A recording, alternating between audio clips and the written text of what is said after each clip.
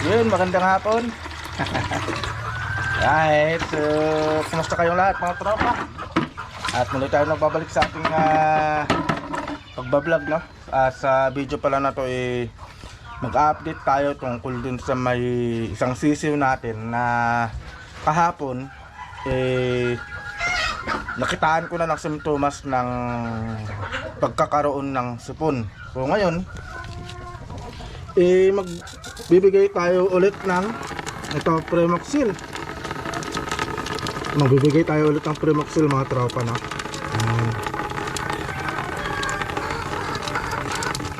So kaya lang karaming mga tropa. Okay na yan.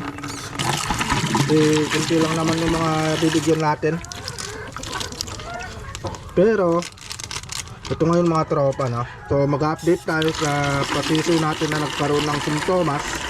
Pero ayan gaya ng sabi ko mga tropa, dahil sa pag-uobserba natin yung ibang sisiw natin, yung mga kasama niya, ayun, confirm mga tropa, confirm na yan, confirm na positive sila yan. Well, so yun pumipiyok pa ako. So yun mga tropa, no? Bali kaninang umaga nagbigay tayo ng patuka, pero mga bandang alas 10 pinull out ko na ng tubig nila. Ayan, so ito yung mga pasisiw natin na kasama nung gold natin mga tropa, no? So yan, medyo nakitaan ko rin ng simptomas yung mayan. At update tayo sa isang sisiw natin, yung isang sisiw natin na ayan, sinipon. Ito na siya mga tropa, masigla na siya, ayan na, magaling na. Pero tuloy-tuloy pa rin tayo sa pagbibigay ng gamot ng Primoxil. So pag ganyan na nakitaan na natin ng simptomas ng sipon, ganyan, gamutin na natin agad mga tropa. So ayan na siya mga tropa, nakakabuka na ng maigi yung kanyang mata, pero may kunti pa. Pero tuloy-tuloy pa rin tayo, gagamutin pa rin natin siya. So ito na siya mga tropa. Yan. At paano ko ba ginamot yan mga tropa, no? Yan. So paano ko ginamot, papakita ko sa inyo ngayon mga tropa, no? So yun, nakapagtimpla na rin tayo ng Primoxil. So ito, Primoxil. Tapos lilinisan lang natin itong patubigan nila. Yan, maglilinis lang tayo para sa ganun malinis lagi yung kanilang pinagkakainan, yung kanilang pinag-iinuman ng tubig. Kailangan dapat malinis lagi. So ugaliin po natin maging malinis lagi sa mga nukis natin, no? Para sa ganun anong tawag dun, laging healthy yung mga nukis natin. Kasong problema, kakaawa, hindi sila healthy ngayon dahil may nakita kong simptomas ng sipon. Gawa ng nakaraan mga tropa, yun, ulan init yan. So hindi talaga maiwasan yan. Kaya tayong mga breeder kailangan dapat sa unang tingin pa lang sa mga nukis natin, alam na natin agad, dapat ganun tayo. Okay, so yun, at magbibigay lang tayo ng gamot. Bibigay lang tayo ng Primoxil. Bali sila mga tropa, hindi ko na sila pinakain.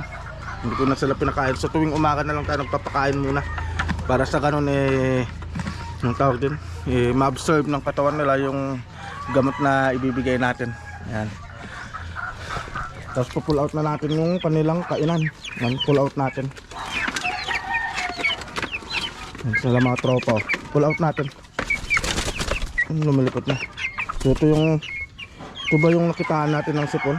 Ayan, ayan siya.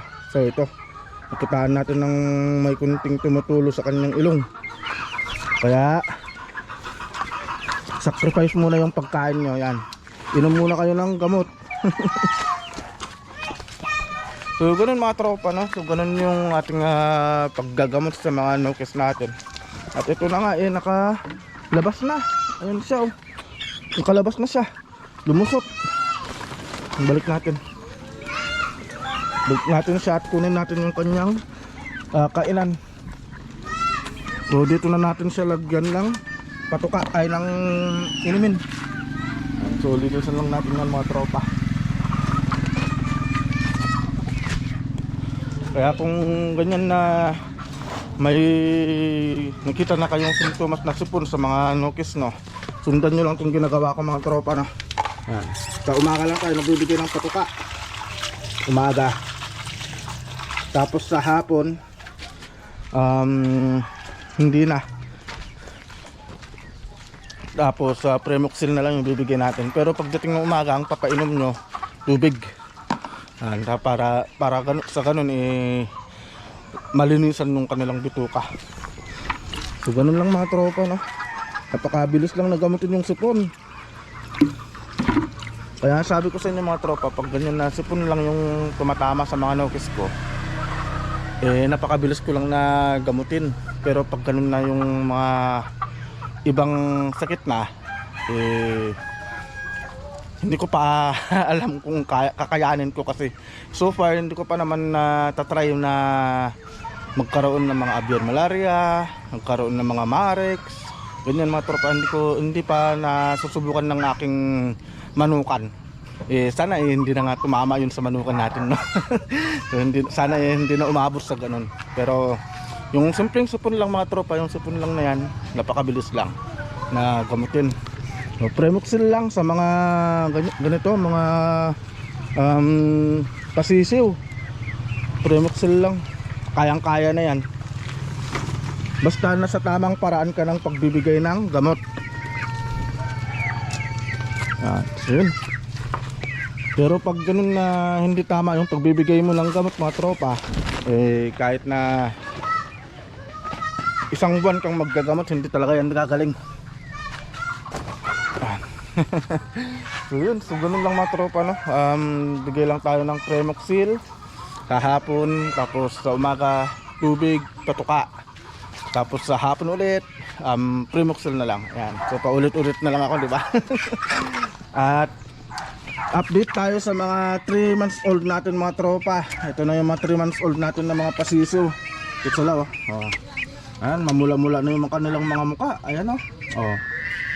Malalaki na sila mga tropa, oh. Mga 3 months old natin. Bali, ang lahi pala ng mga to is 3-way cross tong mga to, Boston Gold Sweater. Bali, binald up ko na to, so sakto na yan. 3-way cross, ayan.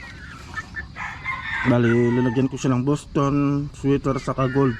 Ayan, so yan yung tatlong lahi ng mga to. Ayan sila mga tropa. Mamula-mula na lang kanilang mga muka, nagbibinata na sila, Ito mga to,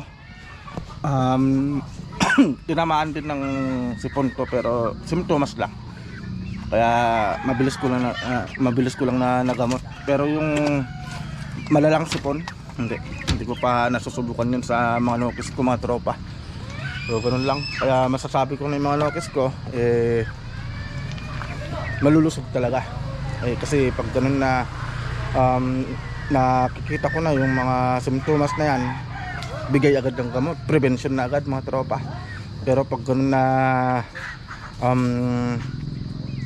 kagaya na lang ng isang nokis natin noon, may nakuha ako na isang nokis natin noon, talagang gumanon na yung yung ulo. So ngayon ang ginawa ko dun mga tropa, ang ginawa ko declogging. Yan, nag-declogging ako.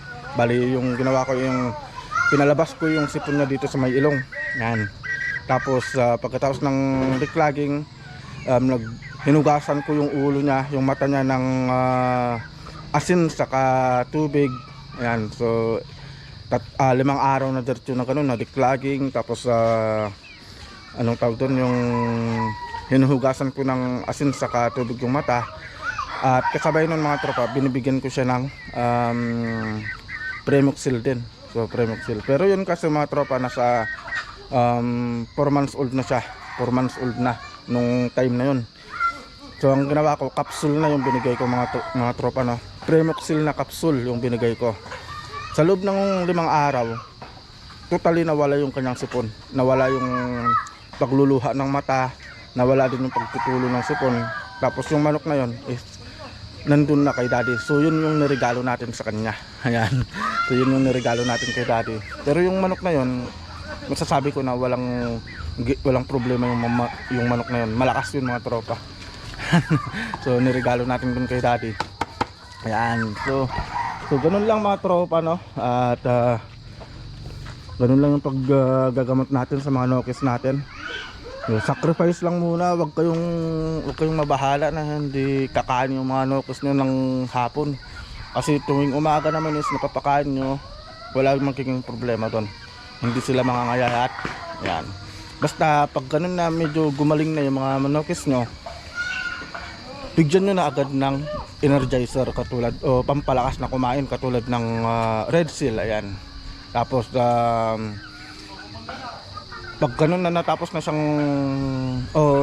gumaling na siya, bigyan nyo na rin siya ng yung LDI, yung probiotics. So kailangan ng nukis natin yun pagkatapos ng pagkikipaglaban nila sa mga sakit nila.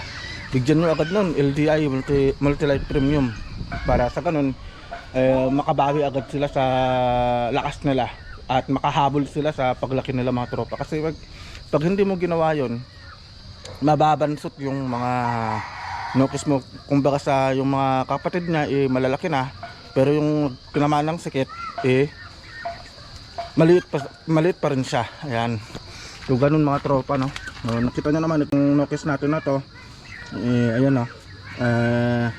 Sumasabay pa rin siya sa paglaki ng mga kapatid niya, gawa nung nagamot natin agad yung symptoms ng kanyang sipon. Katulad na lang nito mga nandito mga tropa, yung mga 3 months old natin. Ayan, tingnan nyo, sabay-sabay silang lumaki. Ayan, so halos pare-paras yung paglaki nila, kahit na nakitaan ko sila ng symptoms ng sipon noon, yung nagamot ko. Pero tingnan nyo naman mga tropa, 3 months, ang lalaki na, no. Kaya masasabi ko na nasa tamang procedure tayo ng paggagamot sa mga nokis natin. So, yun lang mga tropa, no. Kasi pag hindi tama yung procedure ng paggagamot mo, wala, kahit na sabihin na natin ilang buwan pang lumipas, hindi yan gagaling. Yan. So yun lang mga tropa. So focus lang muna tayo sa mga pasiso natin, kasi yung mga nandun, mga naka-cord, so far okay naman sila mga tropa, wala namang problema. Kaya dito muna tayo mag-focus na may problema. Yan. So isosolve muna natin yung mga problema dito sa mga pasiso natin. So yun lang mga tropa yung vlog natin. At sana nakatulong ako sa pagbabahagi ng aking kaalaman sa paggagamot ng mga sisiw natin. Ayan. So yun lang mga tropa, and see you po sa next vlog natin, and God bless po sa inyo lahat. See you bukas mga tropa, mag-update po tayo.